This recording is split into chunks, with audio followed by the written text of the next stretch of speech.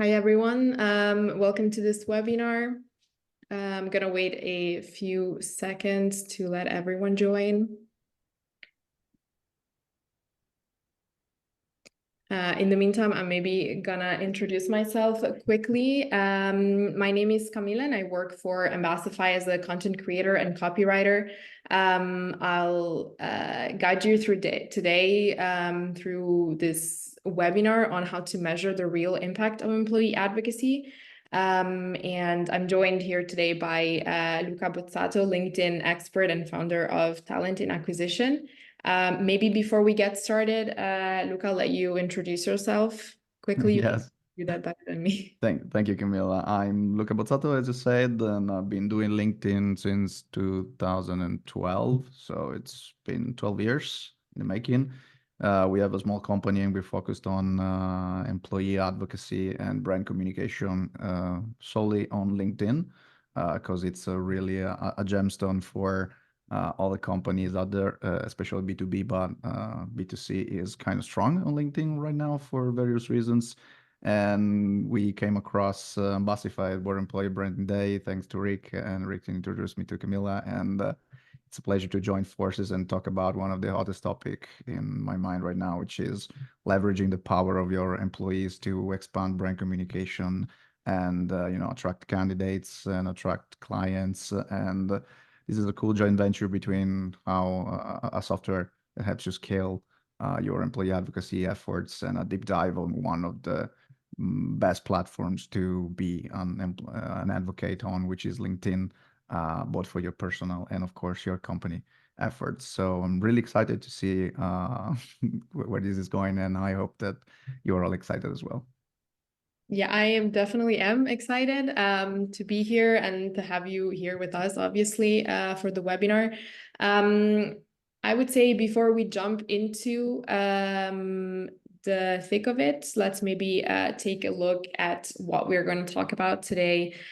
So we divided this webinar in three main chapters. I'll first give a quick introduction on how to measure the impact of advocacy. And we'll talk about specific metrics that we think are very important to measure and track the value and the impact your employees are having. Then I'll leave the floor to Luca to talk about LinkedIn and LinkedIn KPIs. And then I will close with a quick look at some models, some really actionable customer stories from clients of ours, and we'll see how they are getting started in their advocacy journey and also how they scaled. So I would say let's start. So when we talk about measuring impact and measuring the impact that your employees are having on social media and beyond social media, obviously, so how to measure the performance of your program. We normally talk about two kinds of metrics. We have engagement metrics on one side and sharing metrics on the other. Engagement metrics give you insights into the performance of your program in relation to your content and to your members. So they give you insights into how engaged your employee ambassadors actually are with your content and in general with your program. And you can track the performance of the program. You can get insights into interactions and the activity of your members. And you can collect, obviously, individual member data. So they can identify your most active employees.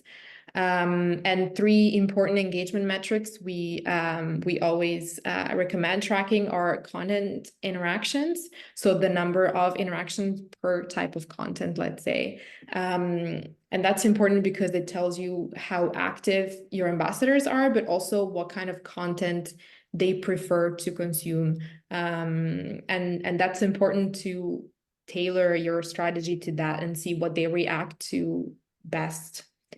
Then we have conversion rates, which is the number of interactions per view. And that again gives you an insight into how active they are. So not only do they view your content, but do they also interact with it? Do they also share it? Do they also do what you're asking them to do as ambassadors? And then we have engagement value, which is an estimation of the monetary value generated by the interactions of your members. And again, this is an important metric that we can calculate, that we can track in the Ambassify platform, but yeah, we'll take a look at that later. And then we have sharing metrics. These are also crucial to track if you want to track the performance of the content that your employees are sharing on social media. So important metrics are potential reach, click cost, and ROI. Potential reach, what is the reach? That's the number of people that are reached by your content, obviously, and the potential reach is a very impressive metric. It's going to be the very important one, obviously. And why is it that important? Because LinkedIn research shows that on average, your employees collectively have 10 times more connection than you as a company have followers. So naturally, every time your employees share content, or your content in this case, they will automatically reach a much, much wider audience and will allow your content to reach a much wider audience, which obviously impacts brand visibility, awareness, brand presence, and in general, your perception online as a brand and also as an employer. And then we have click cost, which again, it's just a hard metric, very important to track, shows the direct impact of your employees' efforts. So it's an estimation of how much the clicks that your employees generated would have cost you through traditional advertising. So again, it's a very direct number. It's a very hard number that lets you see very concretely what they're generating, what impact they're having on your marketing strategy. Before I leave the floor to you, Luca, I wanted to quickly go through what we can do with Ambassify. So the engagement metrics we talked about and the sharing metrics are both trackable, measurable on our platform, and they are collected into two sets of reporting. So we have the engagement report, where we can track where you can track the general statistics on all campaign types within Ambassify. So you're not only going to track here, you're not only going to see what the impact of the social shares is, so of your employees resharing your content, but the performance of all campaigns. So I'm talking about surveys, I'm talking about feedback campaigns, ratings, polls, ideation campaigns. So any type of interaction can be tracked here, and you can see campaign views and unique campaign views, interaction, conversion rate, engagement value, like we mentioned before. And then the second set of metrics is the sharing metrics, are tracked in the sharing report. It shows more specific information about these campaigns and allows you to track the sharing behavior of your employee ambassadors. So you can track frequency, what channels they mostly share on, and the traffic generated by your employees. So these two can be found in the Ambassify platform, and you can also build your own custom reporting on our platform, and select the metrics you want to track and track them on the platform itself. So I'll give the mic to you, Luca, to continue on LinkedIn KPIs.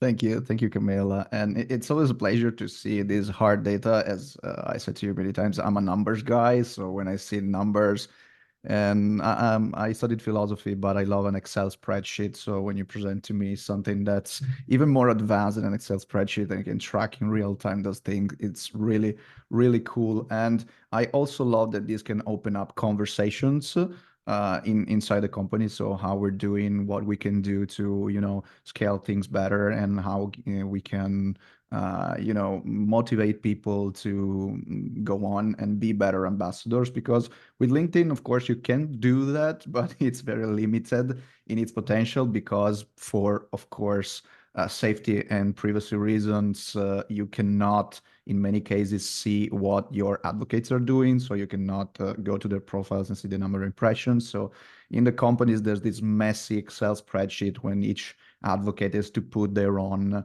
numbers of impression per month, which is not accurate because some of impression are in the next month. But if you publish a post on the last week of the month, those impression are going to carry out on the next month. So it's basically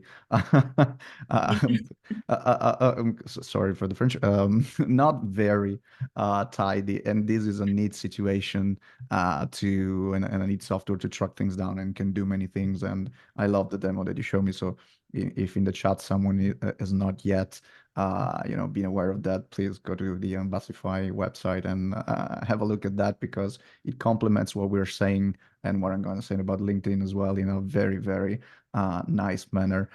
You mentioned a great statistic, which I didn't know that many people were aware of on LinkedIn, that says that your employees average a total of 10 times the connections of your company pages. So it was dubbed as us in the niche LinkedIn community session as the 10x 2x rule. So it says that your employees have an average of 10 times the followers and are more like 2 times more likely to share what you do as a company page, and have 5 times more reach and 8 times more engagement than a company page. So if I were in the shoes of a CMO and I was looking to do something on LinkedIn, I would, of course, invest in employee advocacy, because that's the best bang for my buck. Like if I invest in a company page, I get maybe one for the cost of one. Like it's okay, it's a good ratio, but it's just for awareness, etc. If I want to do an investment that pays 10 times the dividend, then I should do employee advocacy. I should reach out to my HR colleagues. I should help them understand how to select a pilot program to run this thing, and then meet some tech partner to scale things up. But let's take it from the bottom and help companies that are not yet in this stage understand what they can do on LinkedIn and how they can track and measure, or how they can justify the investment to the board, or if they just made an investment and have like a pilot program, how can they justify then scaling this pilot program. That statistic was and is today still a great statistic, and we can turn that around in another way and say like this: if my employees have 10 times my network, that means that 90% of the brand impression of LinkedIn don't come from the company page. 90% of the brand impression, of the total brand impression that a brand receives on LinkedIn, are actually from the content that the ambassador put out, and from the profile, the little logo on the company, on the people's profile, on the employee's profile on LinkedIn. So that means that if you are working with your company page on LinkedIn, you are missing out 90% of the untapped potential on the platform. And that's something that maybe some HR professional is aware of, some CHR is aware of, but it kind of, lacks in comprehension for many CMOs. Like they are used to, curate the corporate communication. Maybe they know that now they have to put a CEO or CMO on LinkedIn, but they kind of don't know that 90% of the untapped communication potential of a company on LinkedIn is elsewhere. You have to have your brand advocates online. And sometimes I see companies doing some mistakes and not setting the right KPIs for each stage of the journey, because there are companies that are starting out on LinkedIn and companies that already have a huge presence on LinkedIn, but maybe they kind of inherited that from past top managers, and now they are kind of struggling to understand the right direction to go on LinkedIn. So I kind of want to break down quickly all these things in like 10 minutes in stages, from awareness to lead generation and candidate journey, to understand how to set up properly the KPIs for each journey, and maybe have a little effort value formula. How can understand if I'm going in the right direction, and do we have the kind of formula to calculate our KPIs during this process? And it's kind of a mixed, a mixed situation. Like the formula serves the more like nerdy type like me, but especially we want to narrate things inside the company. So the first thing that we have to do on LinkedIn is understand if we are equipped to start with an employee advocacy program or to scale an employee advocacy program. Like it's easy enough to get 10, 20 well-motivated people to speak for the company on LinkedIn and have their personal profile like done so in a way that's very cool and represents the company. But scaling is another matter. And the employees, we've seen that when scaling this partnership program, the employees need to know that the company is there and the company actually has a plan for the channel and has a plan for LinkedIn. And that plan is communicated sufficiently well enough inside the company. So first thing to ask is, do we have a clear narrative on the platform? Like, are we telling something or are just posting something on LinkedIn? And is there like a slogan, a quick way to understand what's the editorial plan for the company page and the corporate page on LinkedIn? If we have keywords, if we have values, if we have something that can help articulate better our vision, the more material we have, the better. If we have a narrative, are our employees aware of that? Like we train, do we train our employees to understand what's a narrative, or is it clear enough that people can follow without being trained on, because we actually have that written on paper somewhere and we follow our plan like this? And then we have to ask ourselves if the right eyes are on that platform. So one of the first base metrics is to understand the percentage of the employees connected to your company page versus your total employee base, because employees are, again, more likely to share stuff from their own company. They trust their own company. All the Edelman trust barometers of the case in the past 5 years all tell us that employees increasingly have trust in their CEO, in their company. So are my employees connected to the company page? Are they connected to my top management? Are they connected to my CEO? And this is done visibly enough well because LinkedIn has an advanced search feature, or you can use your recruiter to understand if your employees are connected to your company page and your top management. And so it's an easy enough metric to follow. And then you can measure employee interaction. So did we train our employees on LinkedIn? Do we have some kind of guidelines policy to help them having a profile that's easy enough to read and actually represent the company while being respectful to their, of course, professional history? So the first thing we should do is having a brief assessment on this kind of base metrics, like, are our employees aware that we exist on LinkedIn? Are our employees aware that we have a plan? And are they trained and are they following what we do on our corporate page? And the EV formula is really simple. We have to take our number of employees for 1,000, which is the baseline for content on LinkedIn. So if each one of our employees by the end of the year would publish one single post that does 1,000 impressions on LinkedIn for each month. So that's by 12. How many impressions could we gain from this in organic? Of course, this is a ballpark number. Not everyone of our employees are going to do that, but many are going to publish more than one post per month. So let's take that as a baseline. So if we do this, so if we invest just in communicating and basically training our employees on this, we could have X number of impression more. So you take the number and then you take the number of yearly impression of your company page and you say, okay, maybe that's worth the effort because we will be effectively doubling our production, our content production, the eyes of our content in the next year. So that's the first thing that we have to do before going into the next step, which we're going to do in a bit.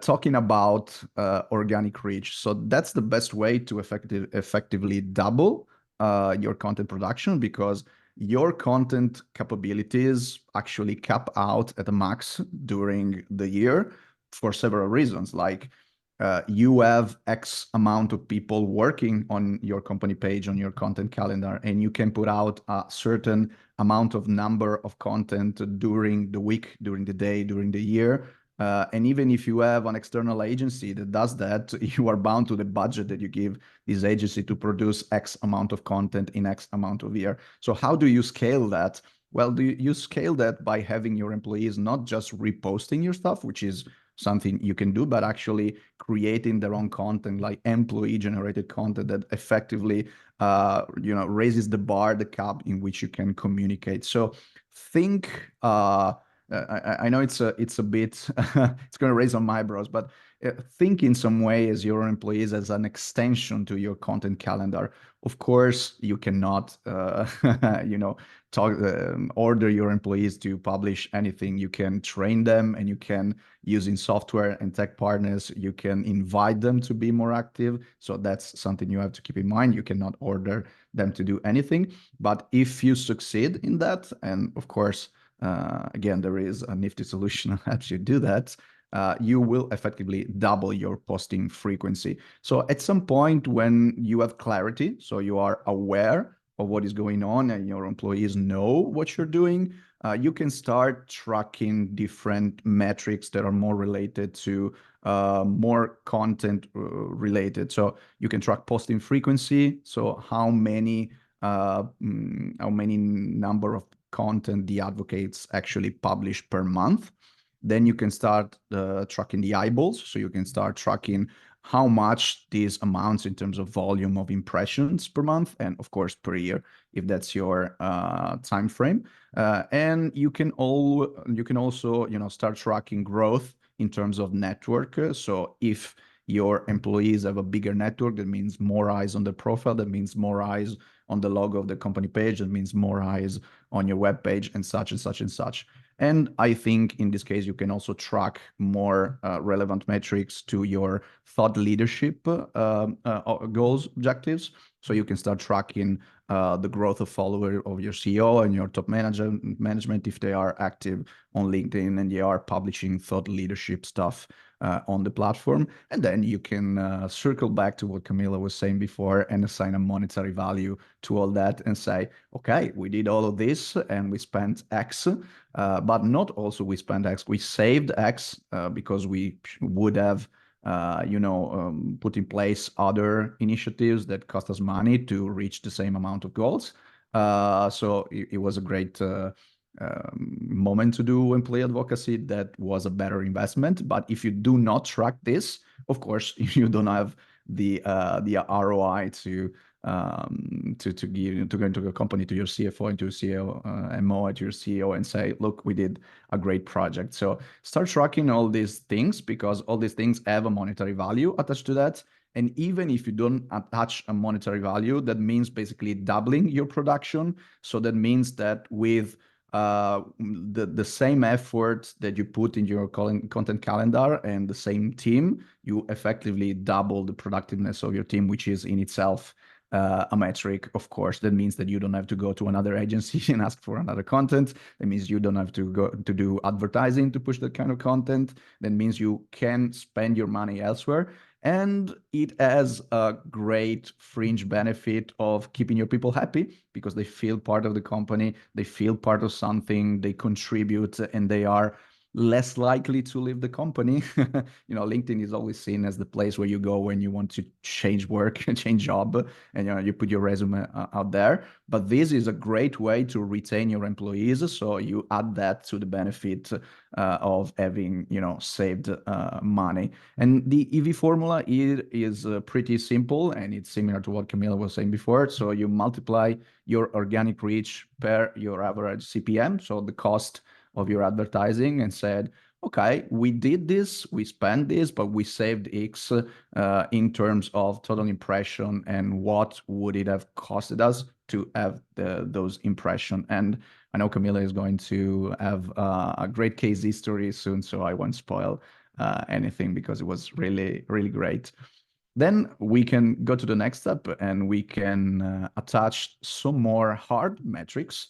And this is really for more advanced companies, which already have a pilot program in place, or already scaled their employee advocacy efforts. But it's very good because these are some metrics that you can track even before the metrics that we talk about. So kind of chronologically they come after, but you can have them more easily in the company. You can also attach hard metrics in the customer journey and in the candidate journey that we will talk about in a bit, to understand the monetary value of the traffic that you are gaining from LinkedIn. So the KPIs before were quantitative, of course, but now we are getting more into the qualitative aspects of the KPIs. So of course, LinkedIn can impact several steps of the customer journey, from raising awareness on a specific topics, having thought leadership. So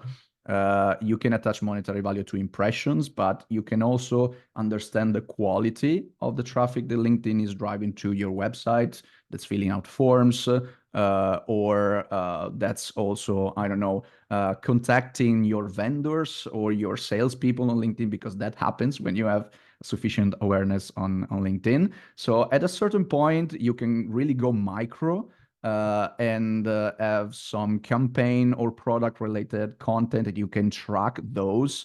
You can have thought leadership metrics. So let's say you have a product manager and that's your ambassador, and you want to raise awareness on the specific of the product or on the sustainability sides of the product, and you really want some eyeballs on that. And so you can, niche down some specific metrics for that. And so you can start to think more like on a campaign level and not on a because big picture level.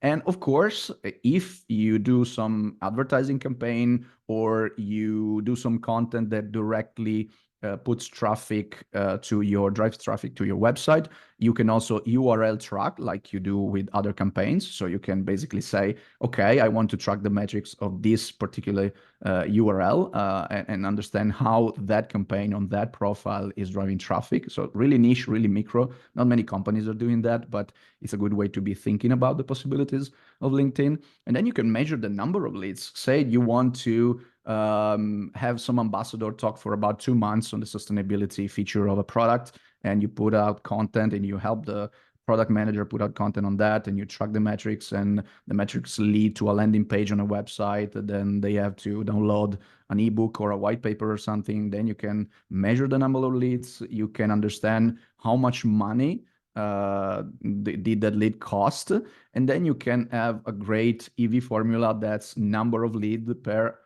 average customer lifetime value. So you can really say, okay, those impressions were good. Now those impressions generated me X number of leads. And so we can understand how to improve that number. And then those leads have a customer lifetime value associated to that. So not only did you save money, but you generated enough value to understand that you can invest some more into that and have a virtuous cycle of of stuff. So assign some monetary value, understand how much are you saving in terms of impression, ads, and retention, add into the mix, and then do some campaigns that's actually targeted at driving traffic, driving leads, and assign some forecast value, some sales value to that, and say, okay, not only did we save money, which is a good metric by itself, but we also started to generate value and money. And this is the more clearer, the more we go into the next step, which is the candidate journey, because LinkedIn at its core, it's an HR platform. So yeah, you can use it for marketing, of course, B2B marketing, for example. B2C is using LinkedIn as well, as we said before. But the core of the platform is really the candidate journey, the HR. So having good people come to work for you, and having good people come to work for you costs money usually. You have to tell people that you are a good fit for them, and you're on LinkedIn. So the vast majority of people already have a job. They're on the platform to network with other professionals. So you have to convince them that your place is actually a better place that they're in right now. And so you have to make some some communication, and you have to target at them, and you have to say the right things, and you have to maybe entice them a little bit, and you have to have your advocate that say, wow, it's really great to work for this company. I can wait to join us because there's this great opportunity, blah, blah, blah. So really, that's the core of LinkedIn, and that's where the companies are spending money. So LinkedIn makes its money with recruiter licenses that help company attract and retain top talent. And these are one of the most easier KPI to have in a company because you can just go to your talent acquisition department and ask for them because LinkedIn provides this kind of data for them in their quarterly business review. So it's something every company with a LinkedIn recruiter license has, but not many company actually uses it.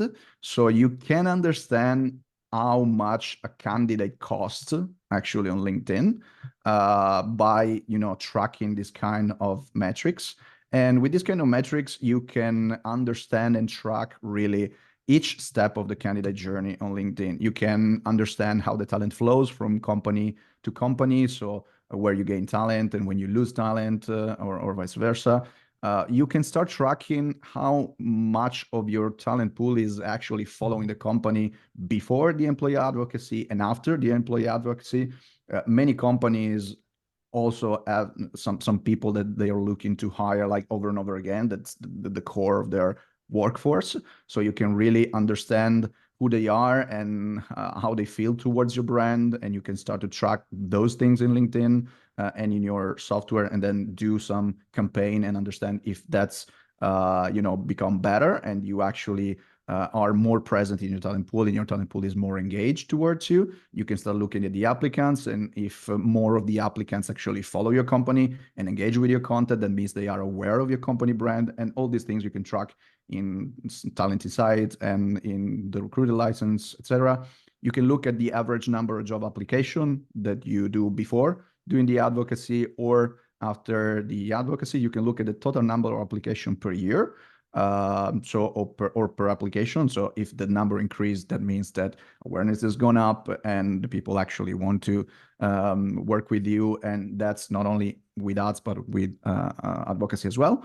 And then you have the core key metrics of talent acquisition, which are direct hires and influenced hire, LinkedIn, candidate quality, time to hire, and cost per candidate. And you can really start to track this thing down and directly tie them to employee advocacy efforts. You can also generate some links for the advocates to promote job posts so that when the application comes in, the job post is directly related to the advocate. So you can have some reward in place to do that, and you can tie that to referral program, and it's very cool and easy to do. But the useful metrics here are very, very hard metrics, which is direct hire, the number of people that actually applied on LinkedIn and follow through the application process and were hired by the company, and the influenced hire, so people that maybe not directly came from LinkedIn in terms of hires, but they did not apply on LinkedIn, but maybe they did apply on a job site or a career fair, but they were influenced by LinkedIn. So they were following your company prior to apply to other website. These are the numbers that every company with a recruiter license should have access to. So ask them and then multiply them for the average agency fees and say, okay, we invest X on LinkedIn this year, and this was the saving that we have with the agency. So we can invest that in more useful ways, except other employee advocacy programs, et cetera, et cetera.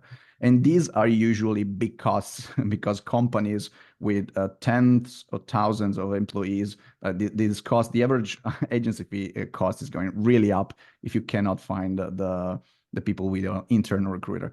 So I hope this overview of things we can do with LinkedIn is cool, and I hope that for each step of the journey you have some useful metrics to understand how to put in place, and you have great conversation in your company about that. I want to close and give back the mic to Camille again to talk about the case history, and I'm really excited to do that. I already saw a spoiler, so they're going to be good. I want to share something that I'm being proud of, and I've been proud to work on this project, which is the case of Lidl Italia on LinkedIn. Lidl, of course, is a big company. You all know what it does. And we started the journey with a clear goal in mind. So working in a retail supermarket was not sexy. People did not want to work for the company. And so the company did have a reputation issue because many people believed that the company was only shelving stuff in the shelves or downloaded boxes or operating cash register, but the company is so much more than that. So they were able to really use the power of LinkedIn and the power of brand ambassadorship, now extended on other channels, to really say, look, we don't want to say that we are a great company, a great place to work, blah, blah, blah. Like it's everyone is doing that. No, we want to enable our people to share their work stories, and we want other people that read these work stories to, make their own mind about who we are as a company by the voice of the people that work with us. And maybe we can convince enough people to say, okay, I'm happy to see XYZ publishing this on LinkedIn. I think that I may have misunderstood what the company is for, and maybe I will give them another consideration. And in just 1 year of doing that, so in just 1 year of enabling people to, so we recreated a narrative and we enable people to speak their truth about their work. And in just 1 year, the studies show that people went from considering a little not so great place to work to assign words like career prestige to those kind of job opportunities. So we really turned around the conception of Lidl as an employer, thanks to the people that work with them. So really enabling employee advocacy is something that you can hard measure and you can hard track.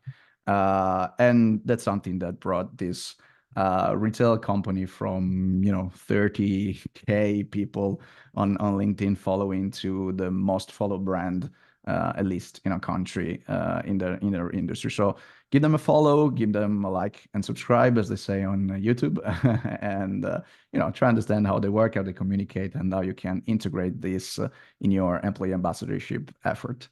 So hope it was illuminating in some way, and it was useful. And I'll give the mic back to Camilla. Thank you. Thank you. Yeah, these are like really impressive numbers, and it's really impressive work that you did with them. It truly shows, like you said, the power of the voice of your employees when you allow them to find their voice and use their voice to talk about their experience, their work experience. That really makes a huge difference. Another customer that I want to talk about, again, a very effective case of scaling advocacy, of how you can start with a more straightforward case, but then grow your program internally, is Renewy. They are a waste to product company. They are active in different countries in Europe, including Belgium and the UK, for example. And again, they also started working with us a few years ago and moved from a social sharing situation, from a social sharing use case, where they would provide content, just provide content to their employees. They started scaling, opening up the program. And one of the things that they did was provide internal training. Like you said earlier, Luca, it's important to make sure that your employees are aware of what you're doing, but also that they know what they are doing as ambassadors, what is expected of them, how can they improve. And what Renewy is doing is providing online workshops on, for example, on social selling, or on how to optimize your LinkedIn profile, how to write better LinkedIn posts, for example, how to create your own content. And that's both in the form of indeed little workshops, but also in very practical tips and tricks campaigns, for example, like this one. And they provide support for their employees. So employees who want to be ambassadors aren't always at the same level. There's the ones that are more skilled content creators that won't feel intimidated by creating their own content, writing their own posts from the first day. But there's also going to be the ones that are going to be intimidated, that are less confident. And this is, providing them with, or helping them upskill themselves, feel more confident, and then get to the point where they can create their own posts and use their own voice to tell their stories. To open up, they also, like I said, opened up the program company-wide, and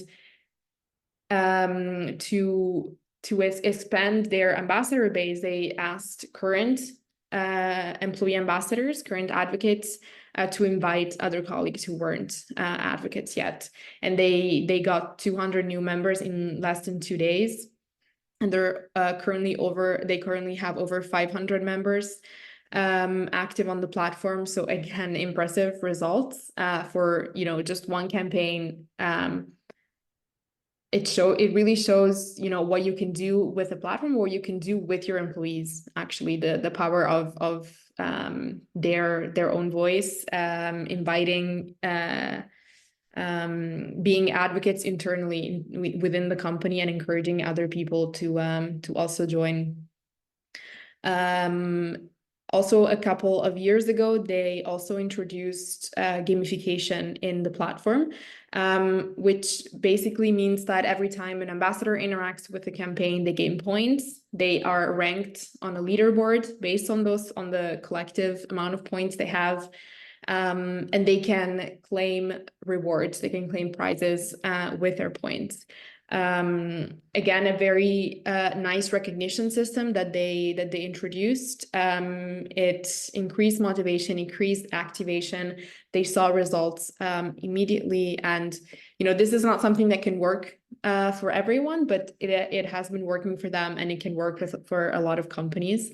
So again, a very nice example of taking your program to the next level. And then lastly, as a waste to product company, they've also been focusing a lot on sustainability, sustainable commitment and initiatives. And they've also been involving their employees in them. And again, this is a way to both raise awareness about those initiatives and that commitment, but also a way to build culture internally and to generate interest and involving employees in this practice indeed. The last case I want to talk about, the last client I want to talk about is Danone. They are only getting started on their advocacy journey, and I think it's also interesting to see how to approach this when you're just getting started. So it's not just a scaling level when you're growing and you're taking it to the next level, but what is the step before? So they first came to us they analyzed the status of Danone Netherlands as an employer, and they identified 3 main pain points that are listed here. And they realized there is a need then for external visibility. They wanted to raise awareness across different scopes, but they had limited resources to do that. And so that's why they wanted to leverage the voice of their employees, to leverage the potential of their employees, to expand, to raise brand awareness, to expand awareness, amplify the perception of the brand and the company scope, and make Danone, for example, more known as an employer in terms of fast-moving consumer goods and medical nutrition, for example.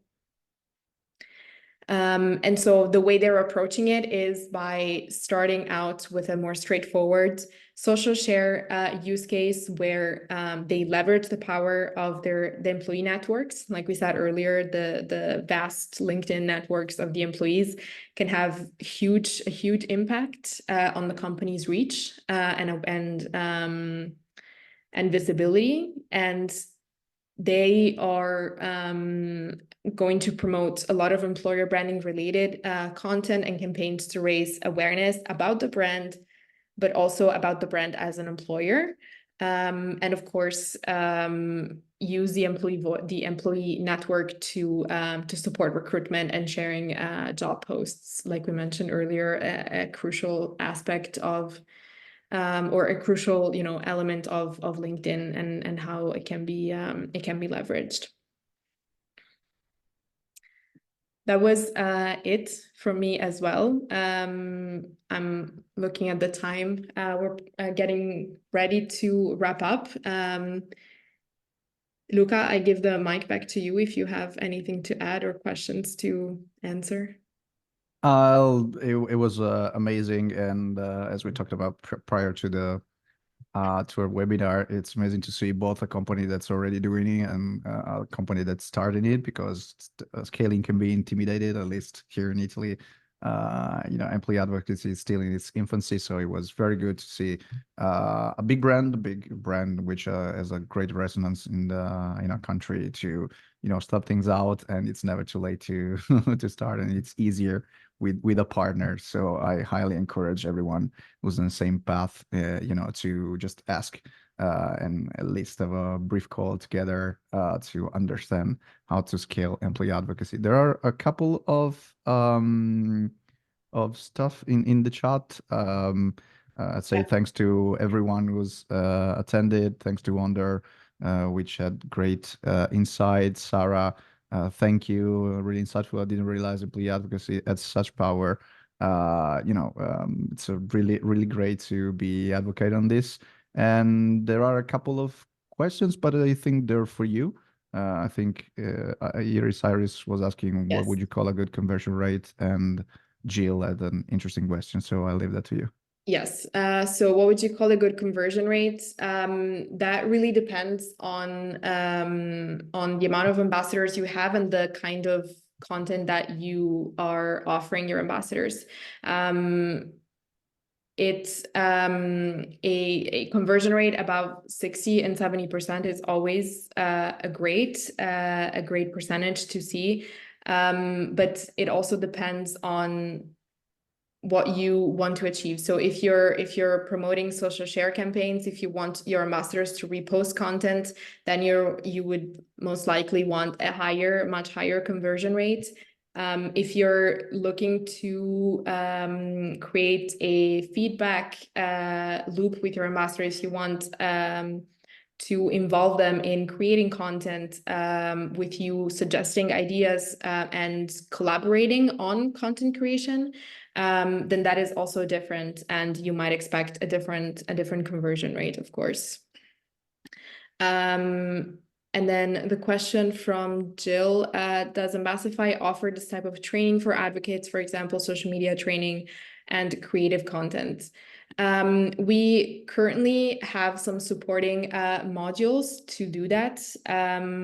Our customer success team works with our customers and accompanies our customers from onboarding and onward. So we built together with you a strategy to approach your ambassadors, to onboard people, to work with them and train them. And we do offer some supporting modules to indeed start training your advocates and getting them ready to be advocates if they don't feel confident to do that yet. So the short answer is yes.